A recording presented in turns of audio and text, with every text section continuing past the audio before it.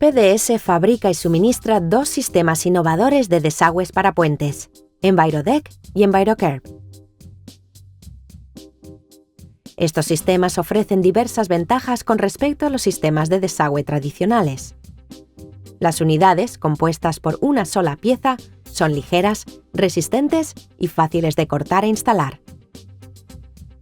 En virtud de la norma europea EN 1433, los productos de canalización y de desagüe combinado deben instalarse de acuerdo con las recomendaciones de los fabricantes. En este vídeo le mostraremos el método recomendado para instalar su sistema de desagüe para puentes.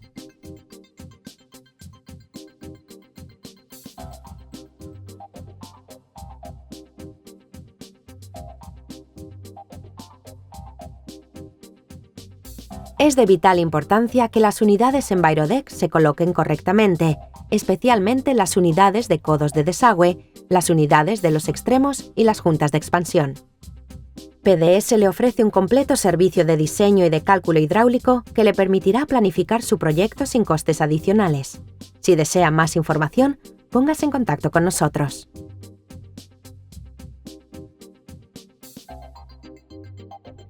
Si también está utilizando nuestro sistema de desagüe del subsuelo DRI-Deck, debe tener especial cuidado en la colocación de estas unidades, especialmente con unidades de desembocadura o las unidades de acceso de codos de desagüe.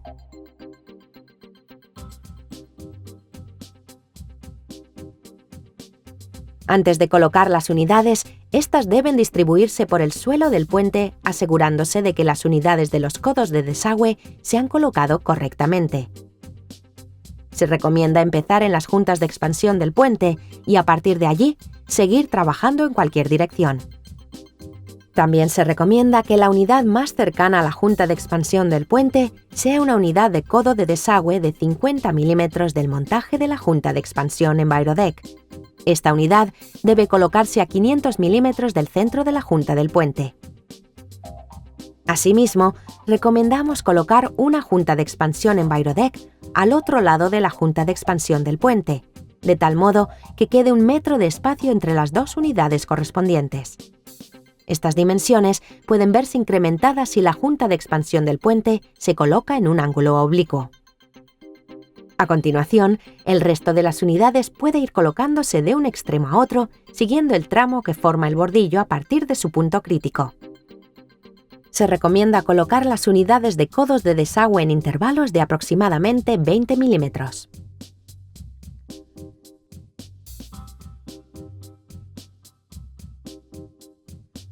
Una vez desplegadas las unidades, se recomienda empezar la instalación en las juntas de expansión del puente. Cada unidad debe depositarse bien directamente sobre el suelo del puente o bien sobre la capa de impermeabilización. La profundidad de la unidad determinará la ubicación final, pues proporciona un lecho más resistente de lo que normalmente se suele asociar con los productos de bordillos. Antes de realizar este paso, le recomendamos que determine el punto alto del tramo del bordillo. Ello le permitirá disponer las unidades lo más cerca del suelo posible y, de este modo, ahorrará en la cantidad de mortero que va a necesitar. Le recomendamos especialmente utilizar materiales PDS que hayan sido elaborados específicamente para lechos. La proporción recomendada para la mezcla es de 1 bolsa por cada botella de material de calibración. En caso de modificar estas proporciones, la resistencia y cimentación del mortero podrían verse afectadas. Este material de alta resistencia modificado con polímeros permite colocarse en finas capas de tan solo 5 milímetros de espesor y ha sido especialmente diseñado para utilizarse con nuestros sistemas de desagüe de puentes. Para profundidades de más de 50 milímetros, se recomienda colocar antes un lecho fino de hormigón. De este modo, reducirá la cantidad de material de lecho que pudiese necesitarse, lo que permite a su vez mantener unos costes reducidos. No se recomienda aplicar una capa de revestimiento a base de cemento-arena para el lecho, ya que no resulta suficiente para resistir la carga del tráfico. De conformidad con la norma BSEN 1433, las unidades deben unirse mediante un sellador impermeable. Para ello, puede utilizarse el sellador EnviroDeck. Solo es necesario aplicarlo en el área inversa de la unidad siguiente que vaya a instalar. Esta se soldará entonces con la unidad que se haya colocado previamente. Se recomienda usar un cordel para marcar, el cual le ayudará a alinear y nivelar las unidades. Quizás sea necesario cortar la última unidad que vaya a colocar en el extremo hasta la longitud adecuada para formar una línea continua. A fin de mantener un buen acabado estético, se recomienda cortar la unidad por entre dos de las ventanas de la unidad. Las unidades se rellenarán según el diseño del puente. No existe ningún requisito especial en este aspecto, ya que este relleno es siempre hormigón estructural colocado a lo largo del parapeto. La superficie de la carretera de asfalto puede colocarse sobre la base de las ventanas de la unidad o a la altura del bordillo que se requiera.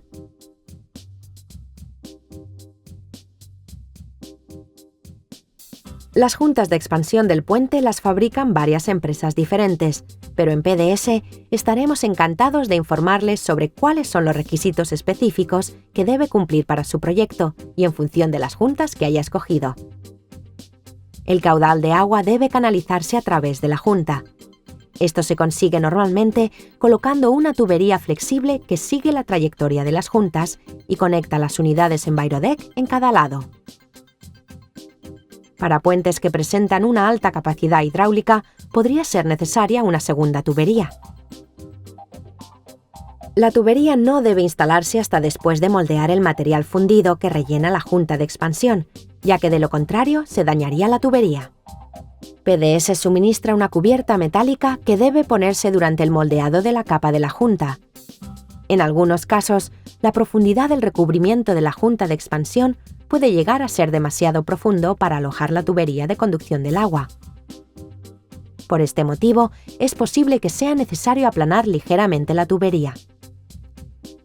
En algunos casos, el ángulo de los carriles por donde pasa la junta de expansión puede topar con la tubería de conducción, pero esto puede evitarse empujando la tubería hacia adentro desde el borde del bordillo.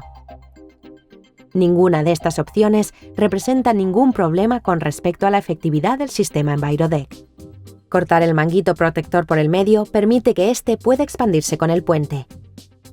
Una vez que la junta se ha moldeado, la tubería flexible puede entonces alimentarse a través de esta cubierta y conectar las dos unidades.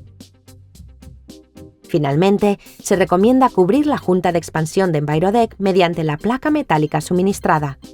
Esta placa puede recortarse alrededor de la junta una vez colocada. Las unidades de extremos y unidades de desembocadura para extremos se suministran para estructuras tanto para márgenes derechas como izquierdas. Ambas pueden diferenciarse mirando la unidad de frente desde la carretera. Las unidades de extremos o de desembocadura son necesarias a ambos extremos del sistema y se colocan en función de la dirección que toma la escorrentía del agua.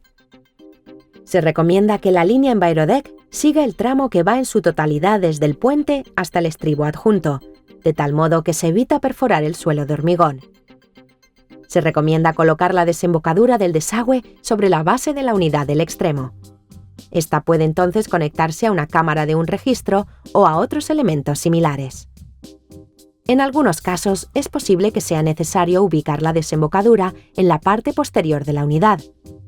Para ello, debe tenerse en cuenta el tamaño de la unidad de acoplamiento y de la tubería de desagüe, puesto que en algunos casos podrían sobresalir por encima del nivel de la unidad Envirodeck y tendería a agrietarse. En estos casos, podría necesitarse una tubería de desagüe más pequeña, aunque podría afectar al flujo hidráulico. También se puede colocar tuberías de desagüe en el extremo de la unidad, pero para ello habrá que asegurarse de dejar espacio suficiente para la tubería de desagüe detrás de la línea continua del bordillo. Gracias por seguir la información de esta guía. Si tiene alguna consulta más específica sobre su proyecto, póngase en contacto con PDS.